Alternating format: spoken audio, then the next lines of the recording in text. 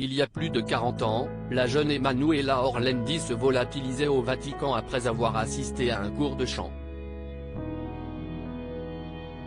Selon la presse italienne, de nouvelles révélations plongent dans un sordide secret de famille, pouvant être la clé de sa disparition inquiétante. Si est un véritable mystère survenu le 22 juin 1983, et qui fait toujours couler beaucoup d'encre. Au point que la plateforme Netflix en a fait une mini-série documentaire dévoilée fin 2022, La disparue du Vatican.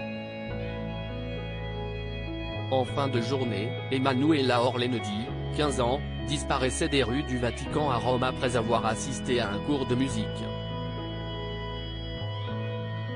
Son frère Pietro n'a jamais cessé de se battre pour faire éclater la vérité. Des personnes haut placées de la cité seraient-elles impliquées dans le drame?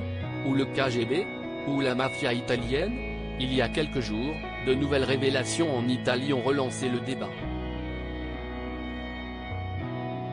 Et pourrait peut-être mener à la résolution de cette énigme désormais vieille de plus de 40 ans, bien que la famille en doute. Comme le rapportent nos confrères du Parisien, reprenant les informations de la chaîne La 7, des lettres échangées entre un haut dignitaire du Vatican et un prêtre font mention d'une sordide affaire de famille. Ces courriers diplomatiques, écrits 3 mois après la disparition de la jeune Emanuela et envoyés à un prêtre sud-américain proche des Orlandi, sont signés Agostino Casaroli, numéro 2 du Vatican. Dans cet échange, ce dernier demande confirmation. Natalina Orlandi, sœur d'Emanuela, a-t-elle bien été harcelée sexuellement par Mario Menegzi?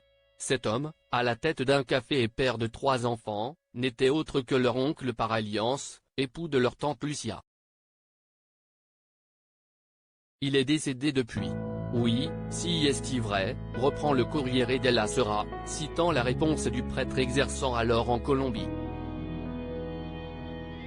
Natalina faisait l'objet d'attentions morbides de la part de son oncle.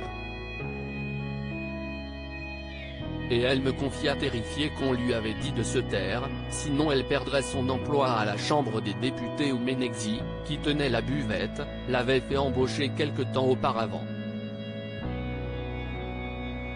Mario Menegzi aurait-il également pris pour cible Emanuela et pu la faire disparaître?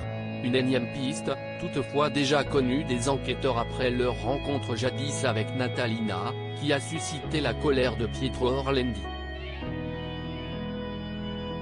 Personne ne nous a appelés, moi, ma sœur ou les enfants de mon oncle.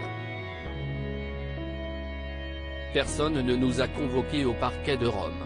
J'espère que ce ne sont pas les seuls documents, qui ne sont d'ailleurs pas nouveaux, que le parquet du Vatican a envoyé au parquet de Rome, a-t-il fait savoir à la Repubblica la semaine passée.